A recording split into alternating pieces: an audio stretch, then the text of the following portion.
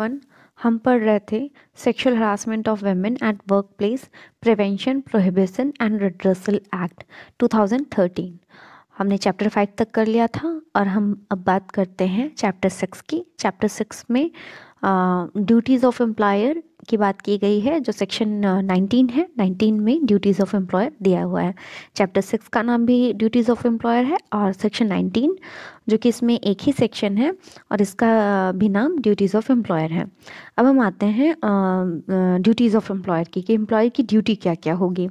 A, provide for a safe working environment at the workplace which shall include safety from the person coming into contact at the workplace। मतलब क्या होगी employer की duty? एक safe working environment, मतलब एक safe working environment work place पे वो provide कराएगा। और वो सेफ वर्किंग एनवायरनमेंट में ऐसा सेफ वर्किंग सेफ्टी होगी, जो पर्सन एक दूसरे के साथ काम कर रहे हैं वो एक दूसरे के कांटेक्ट में आते हैं, तो एक सेफ्टी, उनसे भी सेफ्टी के लिए जो है कि एक एनवायरनमेंट एम्प्लॉयर प्रोवाइड कराएगा। बी है display at any conspicuous place in the work place. Work place के किसी भी कॉन्स्पिक्यूअस, जो ऐसा प्लेस जो सबको सामने दिख जा रहा हो, ऐसा कोई प्लेस, इसको कंस्पिक्यूअस प्लेस कहेंगे, वहाँ पे डिस्प्ले करना, दिखाना क्या? The penal consequence of sexual harassment. जो सेक्सुअल हरासमेंट की जो पीनल, जो उसका दांडिक जो कंसिक्वेंस हो सकता है दंड संहिता में, जिसे जो पीनल कंसिक्वेंस उसका हो सकता है, वो डिस्प्ले करना। And the order constituting the internal committee under subsection 1 of section 4।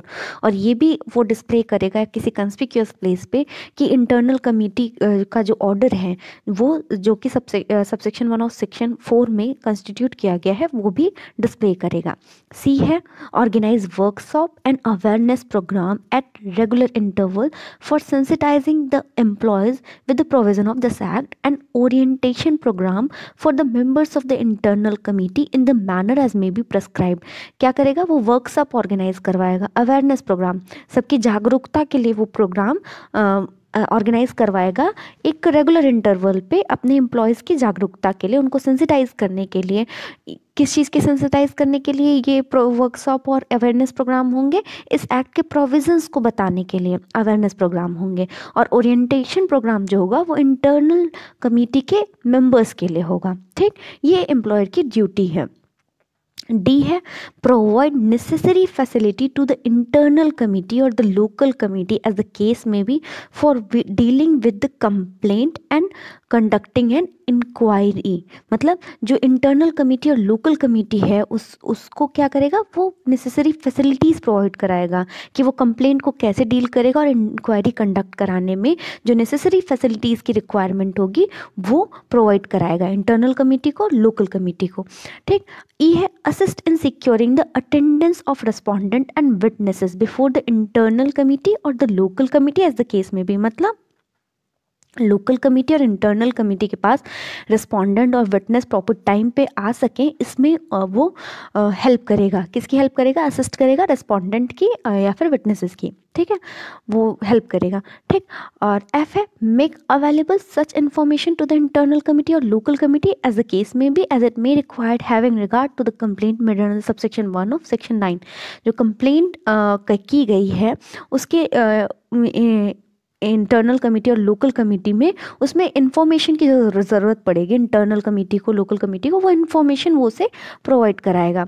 जी है provide assistance to the women if she chooses to file a complaint in relation to the offence under the IPC और any other law for the time being in force. मतलब उस women को जिसने choose किया है कि उसे complaint met करनी है, किस में कंप्लेंट करनी है? आईपीसी में करनी है या फिर किसी और लॉ में कंप्लेंट करनी है, तो उस वुमेन को कंप्लेंट फाइल करने के लिए वो असिस्टेंस देगा, मतलब सहायता करेगा उस वुमेन की, वो आईपीसी में या कहीं भी किसी और एक्ट में कंप्लेंट कर सके।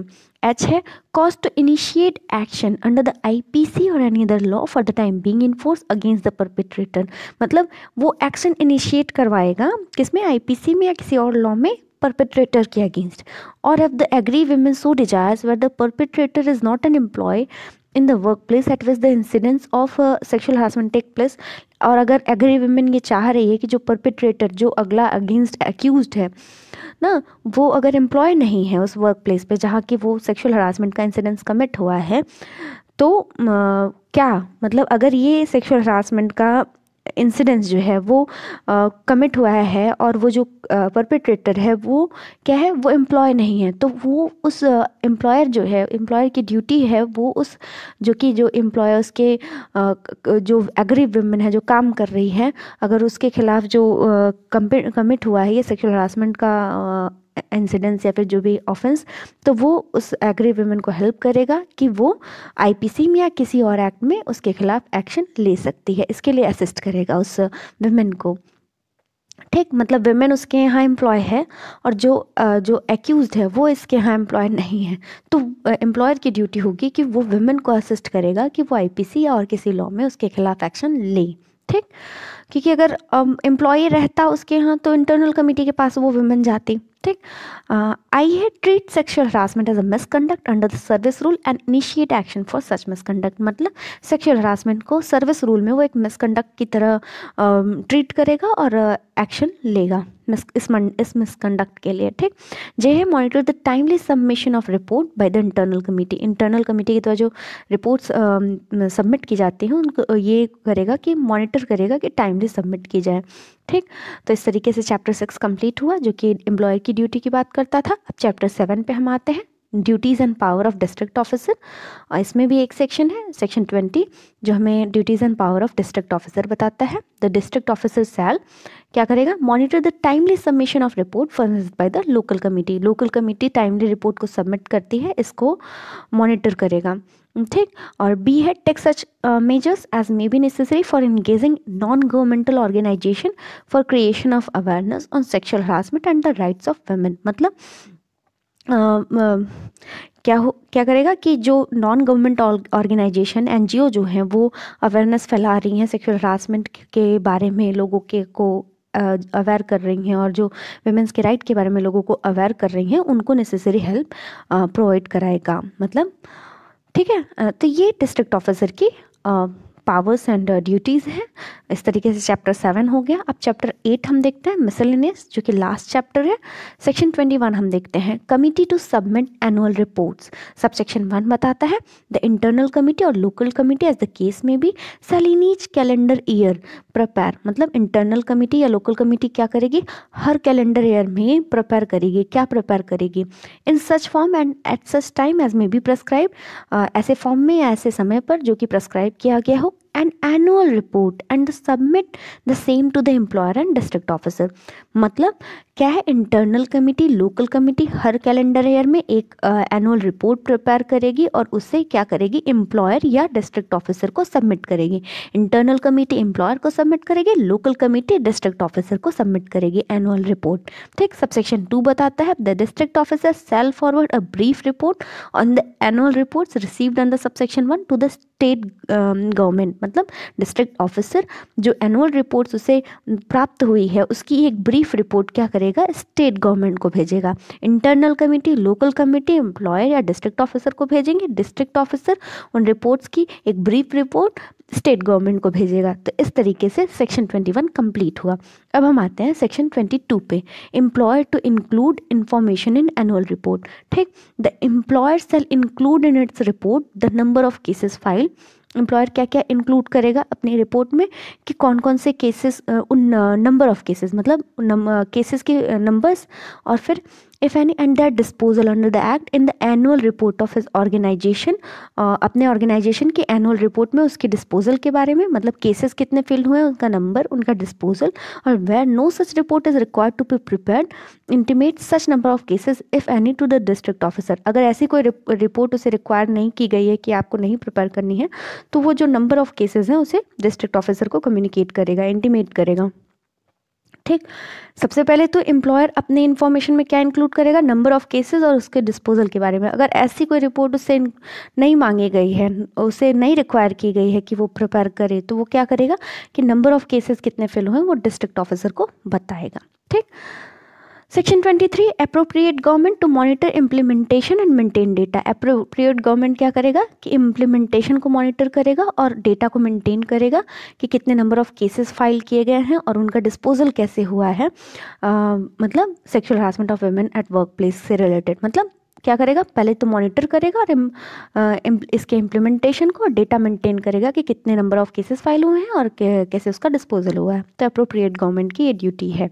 Section 24, appropriate government to take measures to publicise this act, मतलब इस एक्ट की पब्लिसिटी करना, क्योंकि जितने ज़्यादा लोग इस एक्ट के प्रोविज़न को जानेंगे तो वो जो एग्री वुमेन्स हैं उनको अपने राइट के बारे में पता चलेगा और सबको एक अवेयरनेस होगी कि जो जिनके अंदर ये मेंटालिटी है कि सेक्सुअल हरासमेंट से रिलेटेड जो कंडक्ट कमिट करना चाहते हैं उन्हें भी पता चलेगा कि हाँ ऐसा एक एक्ट है, इसमें ये प्रोविज़न है, अगर हम कमिट करते हैं तो हमारे साथ सर्विस रूल के तहत हमें डीडी किया जाएगा या फिर इस एक्ट के तहत हमें पनिशमेंट हो सकती है। और एग्री वुमेन के पास भी जिनका केस एसोसिएट हो रहा है, जिन्हें धीरे धीरे मतलब जिन्हें इस एक्ट के बारे में भी नहीं पता है, उन्हें इस एक्ट के बारे में पता चलेगा तो वो अपने राइट्स को अवेयर होंगे और अगर उनके वर्क प्लेस पे कोई इंटरनल कमेटी है तो वो वहाँ जाके उसकी शिकायत कर सकते हैं। तो ये सारी चीज़ें पता चलेंगी। तो पब्लिसिटी करना इस एक्ट की या फिर किसी भी एक्ट की पब्लिसिटी करना, क्योंकि जितने ज़्यादा लोग जानेंगे उतनी ही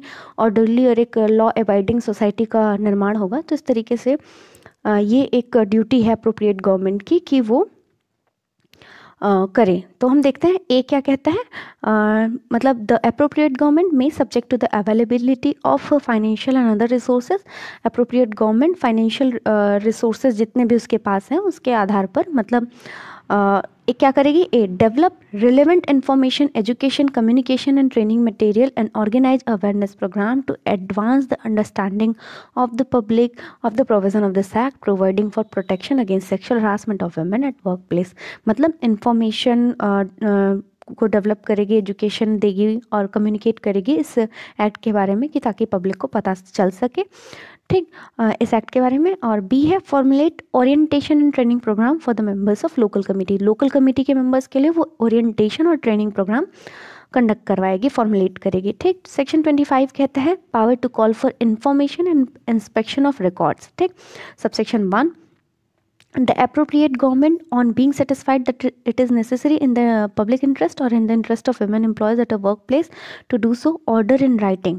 क्या appropriate government ये satisfied हो जाती है कि ये public interest में necessary है या फिर उस women employee के interest के लिए necessary है, तो ये क्या करेगी appropriate government writing के through ये order करेगी कि call upon any employer or district officer to furnish in writing such information relating to the sexual harassment as it may require।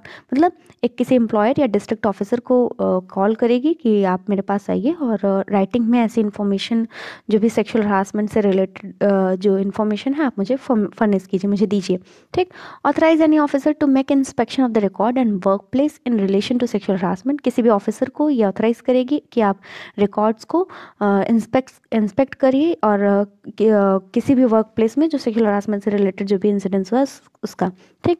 Who shall submit a report of such inspection to it within such period as may be specified in the order। और जिस officer को उसने authorise किया है कि वो inspection करे records का और वर्क प्लेस का, ठीक, रिकॉर्ड्स और वर्क प्लेस का जो सेक्सुअल हरासमेंट से के रिलेटेड में जो भी ऑफेंस हुआ है उससे रिलेटेड इंस्पेक्शन जो कर रहा है उसको एक रिपोर्ट वो ऐसे इंस्पेक्शन की जो है कि क्या करेगा, देगा।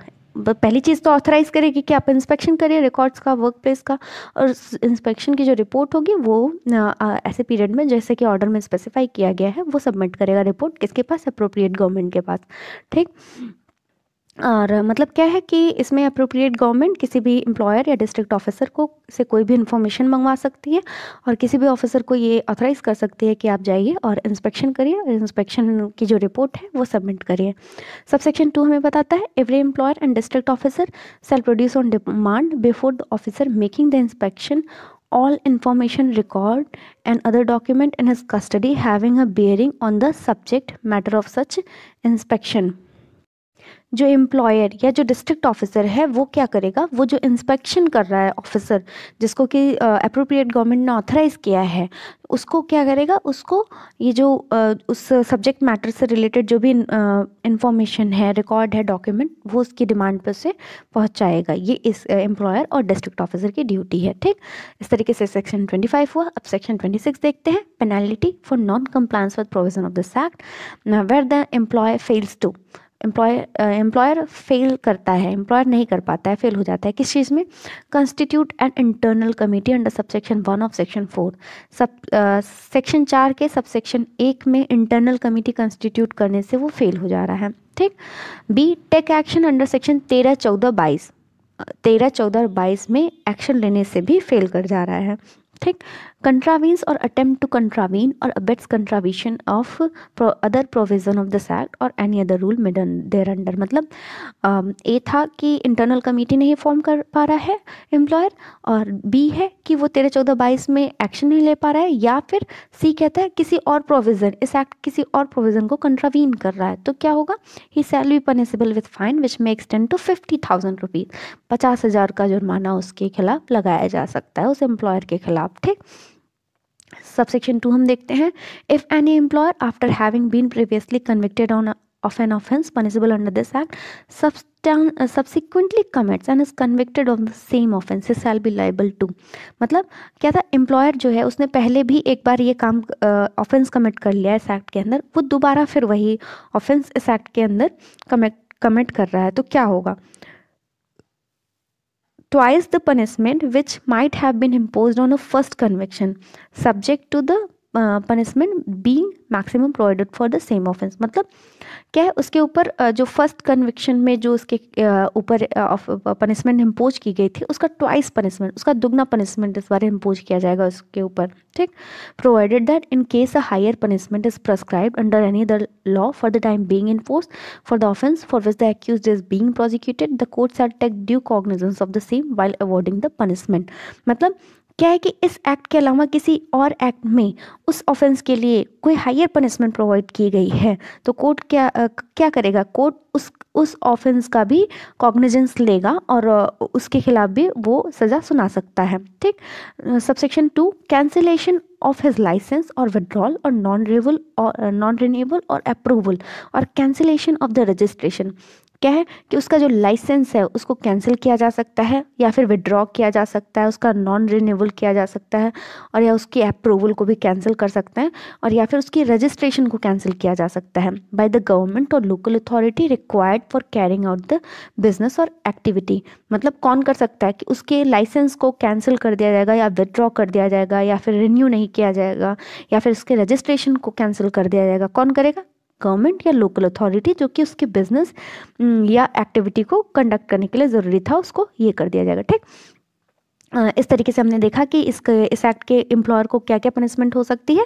पहला सेक्शन हमें सब सेक्शन हमें बताता है कि जो पनिशमेंट होगी वो 50,000 हो सकती है। सब सेक्शन 2 हमें बताता है अगर दोबारा फिर वो कन्विक्ट होता है तो उसे ट्वाइस दुगना पनिशमेंट होगी, जितना कि उसको पहली बार में प्रोवाइड की गई थी पनिशमेंट उसका दुगना होगा, या फिर वो और किसी लॉ में किसी और पनिशमेंट के लिए उससे ज़्यादा के पनिशमेंट के लिए हकदार था तो कोर्ट उसका भी कॉग्निजेंस ले सकती है उस पनिशमेंट का।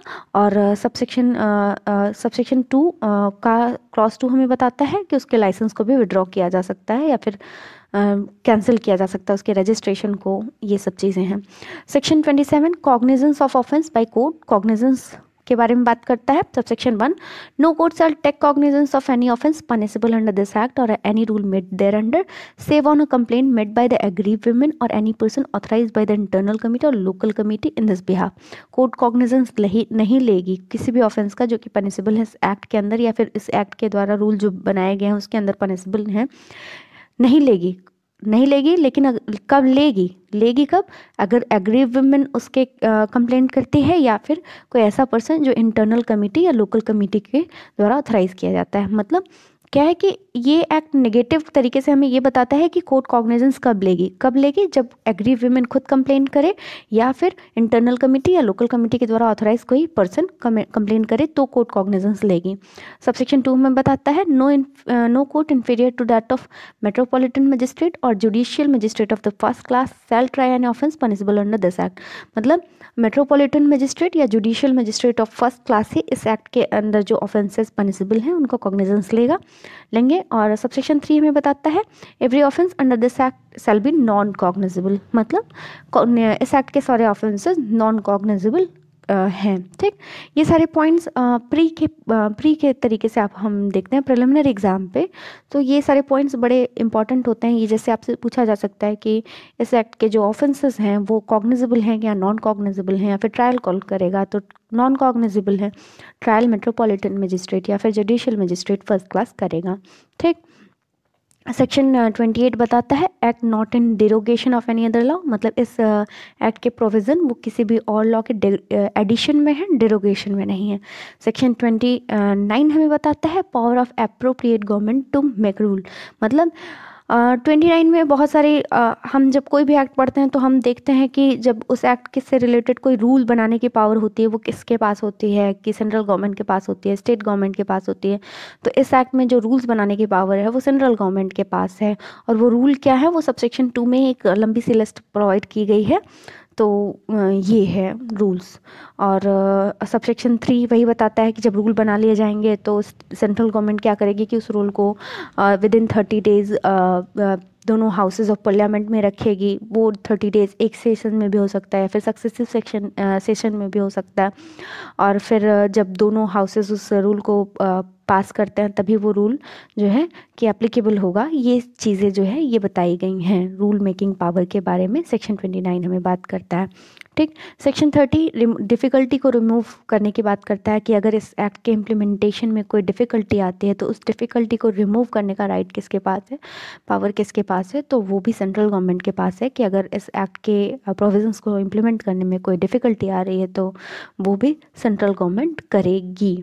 ठीक, 2 साल के अंदर में अगर कोई डिफ़िकल्टी आ रही है तो। ठीक, और फिर वही है कि ये सबसेक्शन 2 हमें बताता है कि ये जो डिफ़िकल्टी रिमूव करने की बात है ये भी दोनों हाउसेज ऑफ पार्लियामेंट में रखी जाएगी। ठीक, इस तरीके से ये एक्ट कंप्लीट हुआ, और